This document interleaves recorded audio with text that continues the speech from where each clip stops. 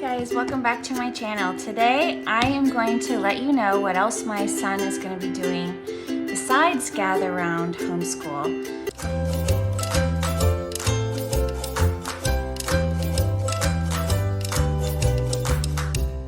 So he would be considered 7th or 8th grade. Technically he's an 8th grader. So this is what he's doing besides gather round. We are continuing with Latin. Instead of doing the Henley 1 Latin, which is what CC uses, we are going to try something different this year called Compass Classroom. And this can follow Henley 1, which my son's already had 1 year of that, but this comes with DVD lessons, and then had downloadable exercises, which I had printed out at Office Depot, exercises for every lesson that they learn. So he can practice it, and then of course I have answers to check him, which is very handy since I do not know Latin. I know a little bit about Latin, but being able to check all of his work, I need those answers. So this is an example of some of these worksheets. And then it also has quizzes. So is he retaining it? He took Latin Henley 1 last year with CC, so some of this will be repeating, but that'll be great because he will be solidifying the foundation that has already started. So multiple choice, I'm not a huge fan of multiple choice, but at least here match, well, or not a huge fan of matching either, so I might have to quiz him.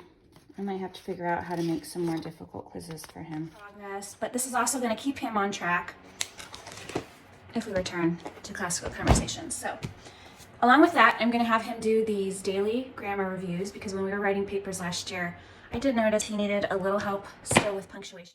This is literally probably going to take him 5 minutes. I mean, this is like a day's exercise here. I'm thinking that I might also have him do IEW's Fix It Grammar. I have this Robin Hood manual. I need to download the student manual, but Fix It Grammar is really kind of cool because, again, really short little exercises every single day. So this is week 2. This is the teacher's manual, not the student one. The student manual would not have the answers in it, obviously, but they would have this sentence in which they would have to edit each day. The bolded words they look up in the dictionary, and they write in the back of their notebook these vocab words, maybe quiz on vocab if I decide to do that, but they would be learning dictionary skills as well as building their vocabulary, practicing the different parts of speech and identifying them in a sentence. And then in the notebook, they just copy that sentence, whatever sentence they did every day, copied in their notebook, and then by the end of the year, they have written an entire story.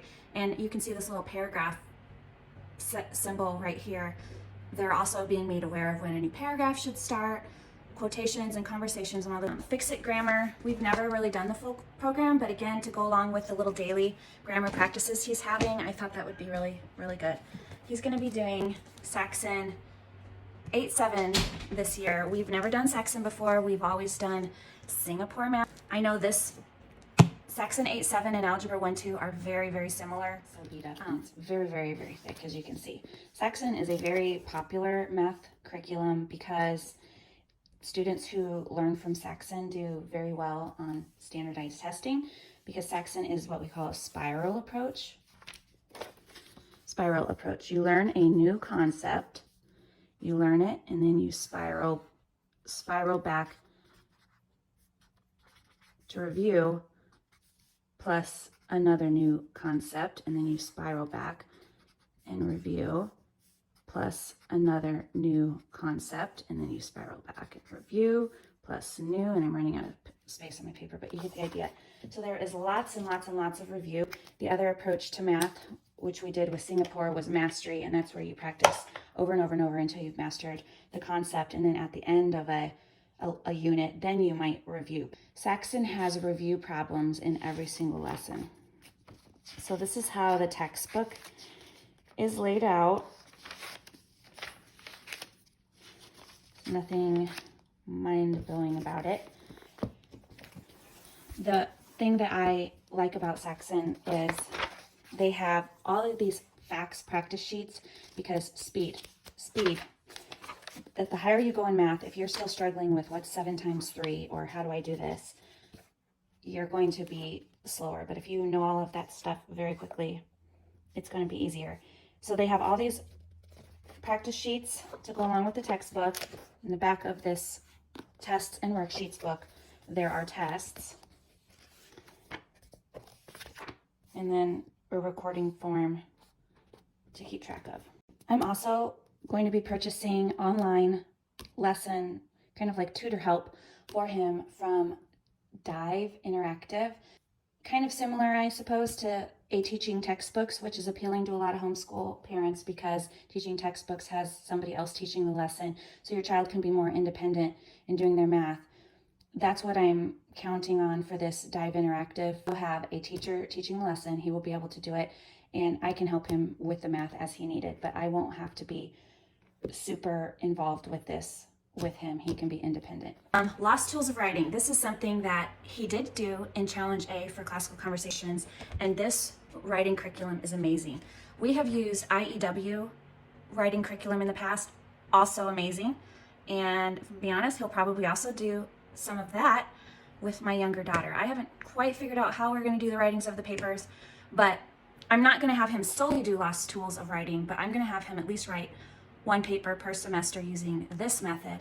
The thing that makes Lost Tools different than IEW, I feel like IEW focuses on a lot of keyword outlines and learning how to write from an outline, focusing on stylistic techniques like adding in adverbs, adding in different openers, adding in conversation, short sentences, similes and metaphors, for example. Lost Tools of Writing is more about brainstorming and persuasive writing and having your own opinion and trying to get your audience to see your point of view. So Lost Tools of Writing, they read books last year, and then they had to come up with an issue from a book. So for example, we did The Lion, Witch, and the Wardrobe was one of the books, and the issue was, should Edmund have followed the White Witch? And then they learned how to brainstorm all the affirmative, why he should have followed the White Witch, the negative, why he shouldn't have, and then other things. And then they learned how to write, picking an audience, they learned how to write exordiums, they learned how to write parallelism, adding those very different from IEW, and yet IEW, you can still add in your stylistic techniques. So we're going to kind of meld it all together this year and see how it goes. So I wanted to give you a quick look inside of both the teacher's guide and the student workbook of Lost Tools, just to help you better understand what it is that I'm talking about. My son did this last year with Classical Conversations. For Classical Conversations, they use this program, Level 1, 3 years in a row.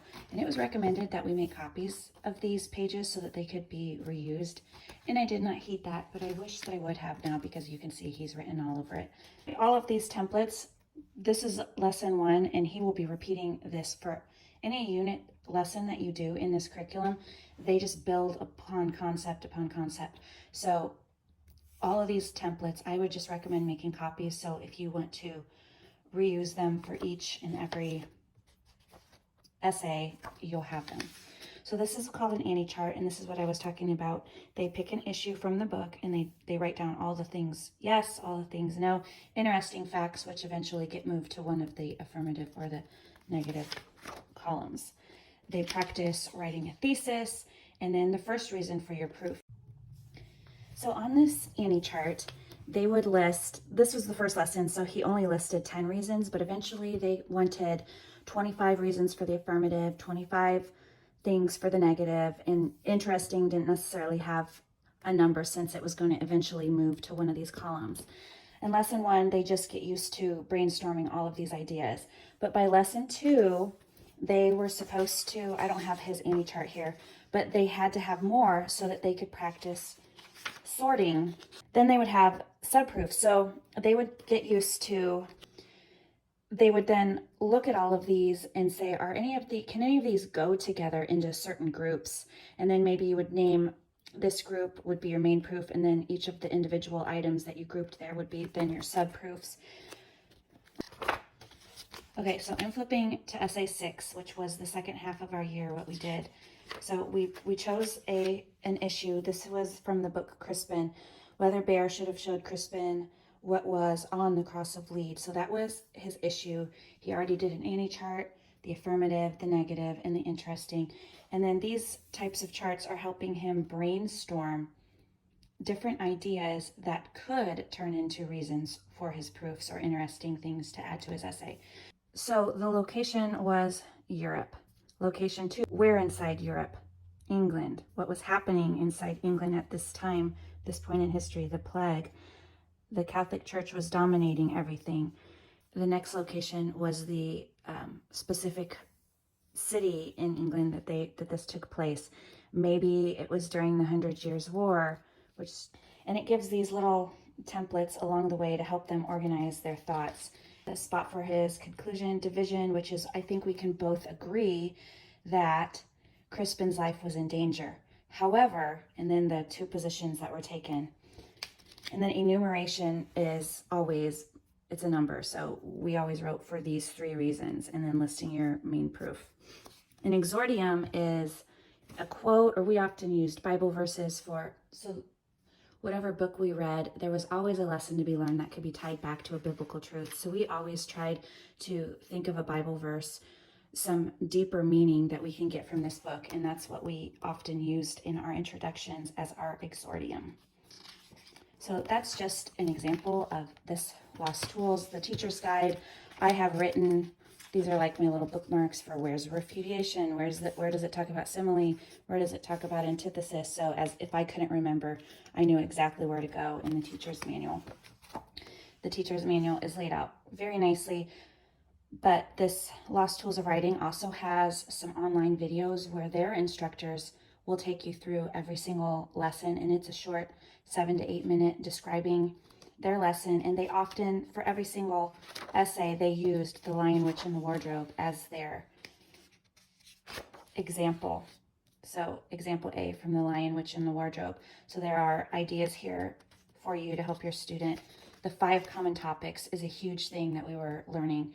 Comparison, how is Edmund similar to the witch? How is Edmund different from the witch? Definition, what is a witch? Or what is Narnia? Or what kind of thing is the witch?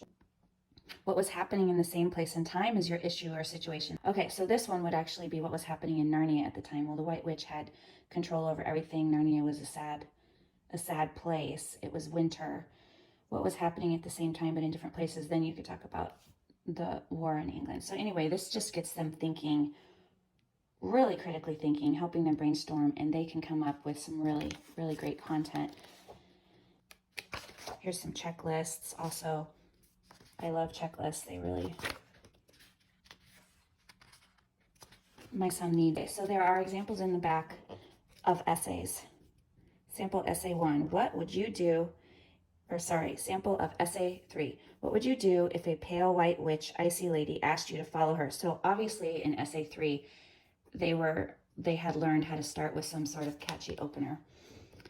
So this gives you ideas of the proofs that they came up with and how they added the new element to it. Every single essay is about the Lion, Witch, and the Wardrobe, or the Gift of the Magi. So